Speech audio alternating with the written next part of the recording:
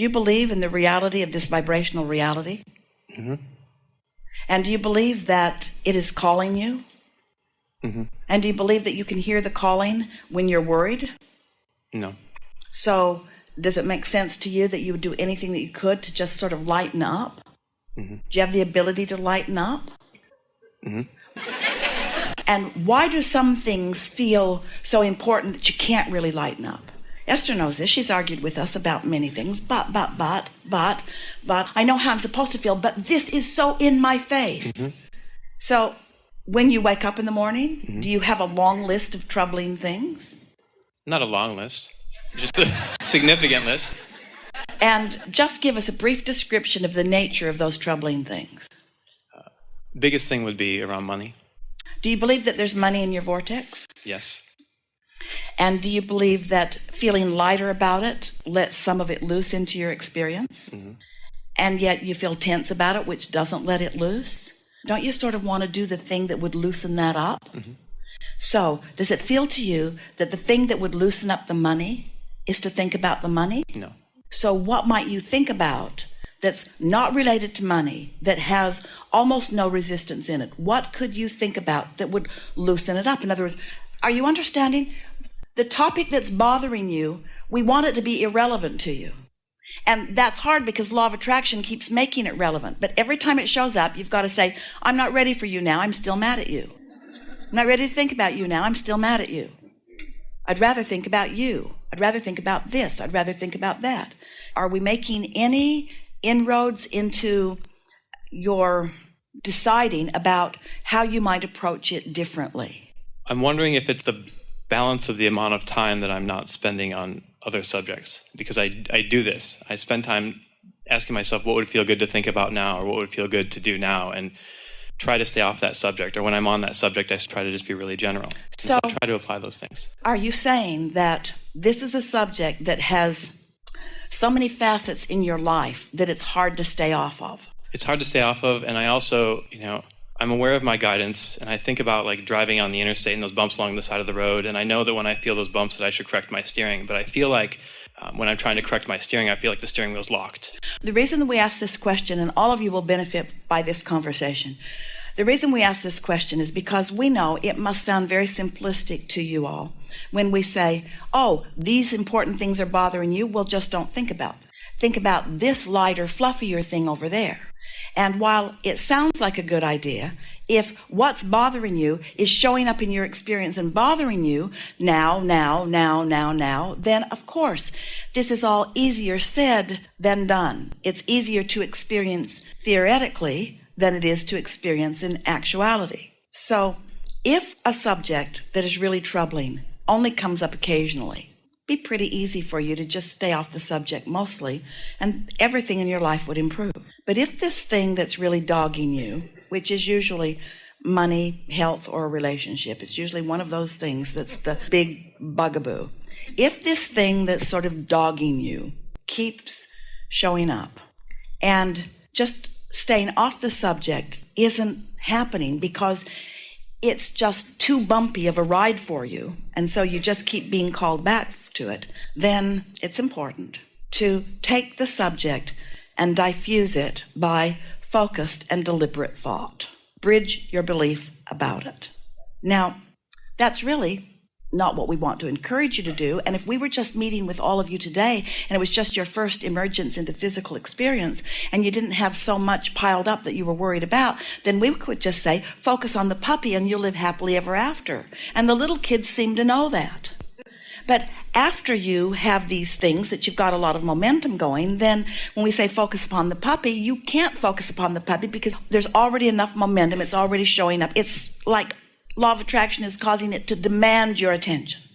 So then, in that case, you say, all right, law of attraction, since you have demanded my attention, I'm still going to find the best thought that I can find about this. I'm going to gradually, and with some maybe uncomfortable attention, I'm going to bridge this belief into something that feels better. So let's do this. This is a topic that a lot of people are feeling energy around. Let's bridge beliefs about money. So you start. Start wherever you are. Just say what you feel about it. Don't lie. Don't pretend. Don't make it rosier than it is. Say what you feel about money. It doesn't matter what I do. I don't have enough money. All right, so there it is, and others can relate. There are 2 other people in the room that feel the same way. Doesn't matter what I do. Things don't change. Is that what you said? Yeah. Doesn't matter what I do. So just sit with that for a minute and feel how awful that feels, really. That does not feel good. It's a really discouraging statement. And the reason that it feels discouraging is because there's so much contrast in what your inner being knows about that. But you are where you are, and that's all right. And your inner being holds no grudges. Your inner being isn't disappointed that you feel that way.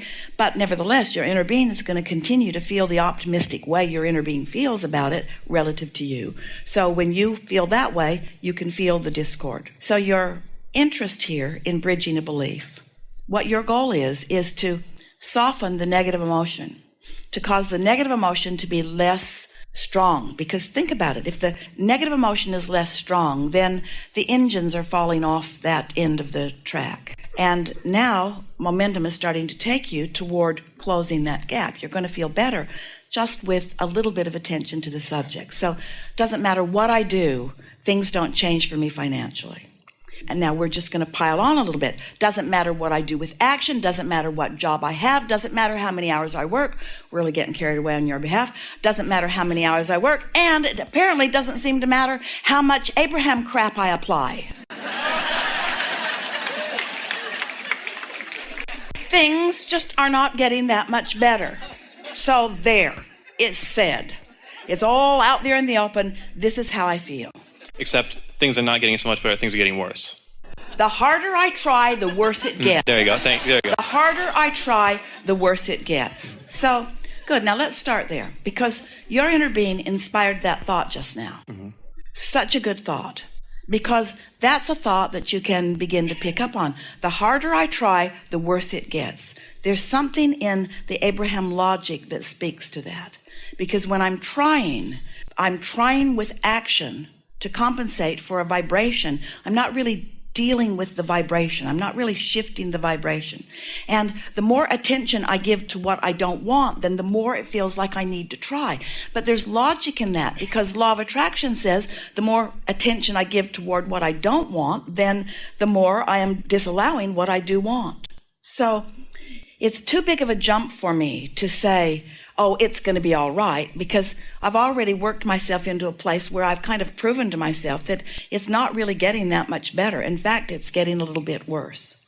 However, when you're in a negative place, the however can only help, yes? However, I do have evidence in my own life about the effect of law of attraction in my experience. And I do accept that I am mostly vibrational. And I do believe, or at least I want to believe, that I have an inner being who's calling me. And I do believe that it can get better. I just haven't seen the evidence or the trail of when that's going to actually happen. I get the theory of law of attraction. I've just got, apparently, a strong enough momentum that I haven't figured out how to get on the other side of that. I'm looking forward to the relief of not working against myself. I'm quite proud of my physical capabilities. I might be doing, oh, you're going to like this so much. I might be doing what so many people are doing, not being quite able yet to tend to it energetically. And I'm jumping into the action part and trying to tend to it.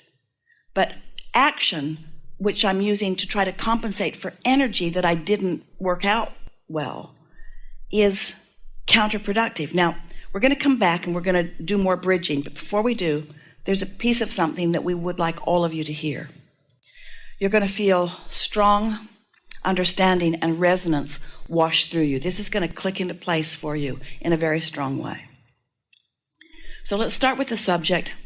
How do thoughts actually turn to things? How does my desire for money actually turn into tangible assets and currency that I can exchange from things? How does that vibrational currency actually turn into the spendable kind? How does that happen? So this is how it happens. So through life, through experiences just like what you're feeling now, you've put a veritable fortune in your vortex vibrationally. It's astonishing how much is there.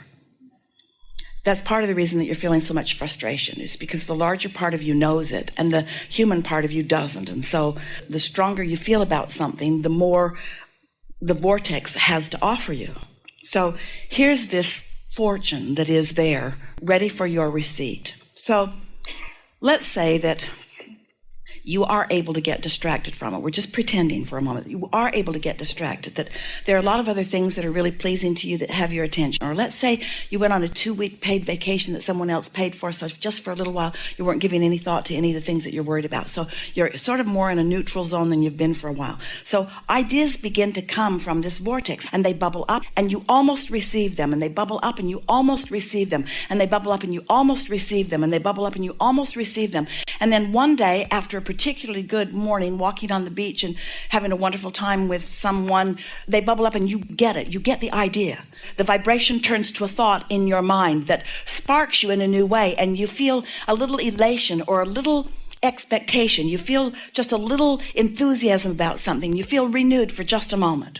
And let's say that that feeling feels so good, and because of the conditions of where you are, you keep focusing positively, because after all, you don't need to go home yet and face the music about anything. So you're just riding that wave, and as you ride that wave, you enter into what we are calling a sweet spot, where ideas just begin to flow to you, and they feel so good. For the first time in a long time about this subject, you feel energized and expectant. The black cloud is lifted off of you, and you feel not just hopeful, but pretty sure that things are opening up for you. You've tasted for a long enough period of time, we're talking about a minute or 2 or 3 or 4, you've tasted for a little bit of time the feeling of connection, and for that period of time, you know about yourself and your prosperity, what your inner being knows, and you have moved enormously vibrationally.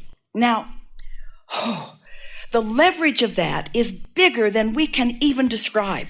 Because now you've just with that little bit of alignment, you've set yourself up to the receptive mode of one good idea after another. Not so different than Esther getting the idea, let's look on the internet, let's choose that hotel, let's call them, and then everything unfolded so quickly behind it. When you get on the right track, things unfold very rapidly for you, and they become tangible and satisfying in that whole new way. So you got that? Could you feel that? So now, instead of it going that way, so here's all this wonderful stuff gestating over there in your vortex, all of that prosperity, all of that potential, all of those wonderful things that are there to surprise and delight you. But you can't quite get there because you're facing reality, and you've got stuff going on, and you're not on vacation, you're facing reality, and so you're not moving vibrationally. But it is. It's moving. It's bubbling. It's getting ready for you to be ready for it, but you're not. And it's getting ready for you to be ready for it, but you're not. And it's getting ready for you to be ready for it, but you're not. You're not, but you hear the call, but you can't follow the call because you're not on the vibrational wavelength. But it makes you feel like you need to do something. So instead of doing this, where your thoughts are turning to things where it's inspired and helpful and you have all that leverage, instead, you do what most people do. You jump right into the action. You don't do the vibrational work. You jump right into the action. You make more phone calls, or you go in earlier, or you stay later, or you talk to more people about it. You don't do the vibrational work. Instead, you do the action work, which makes it get worse. You follow? The only work to do is the vibrational work. And your employers are not going to want to hear that from you. I'm sorry, I can't come to work today. I need to cheer up. I just need to cheer up. I just need to get feeling better about my life. And when I come to work, it's hard to do because what's there sucks. And so I'm not going to come in for a few days till I get feeling better about things. And so that doesn't feel practical to you. And if you jumped into that action, you'd probably get fired if that was the action you took. And so you've got to find some way to do the work without the action. You've got to find some way to move your emotion without the action, and let the action then just move through you and from you, so it's not calculated as action. So what did we just say? If you do the vibrational work, the action will all be inspired. It will be inspired. Inspired action. Inspired action. That's what you want.